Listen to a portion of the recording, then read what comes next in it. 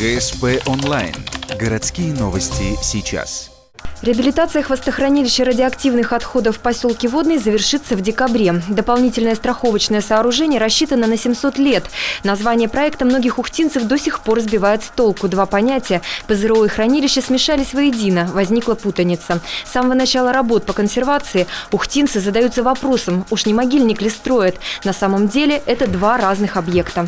Нового могильника строительства нет. Строительные работы проходят по консервации уже существующего на протяжении 50 лет хранилища отходов. Это свалка, которая существует на промышленной территории завода «Прогресс».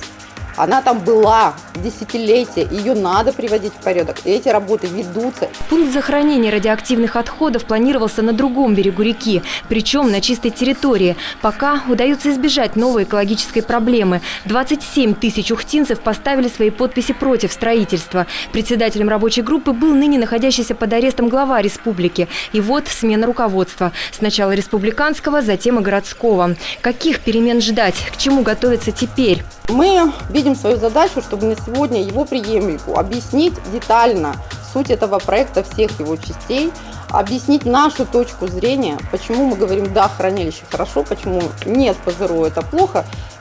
И таким образом он, конечно, должен стать, наверное, преемником в этой группе. И еще один немаловажный аспект – негативного воздействия на реку, протекающую рядом, хранилище не оказывает. Все замеры воды в норме. Естественные глины препятствуют распространению радионуклеидов. Сейчас на объекте идет возведение верхнего защитного экрана.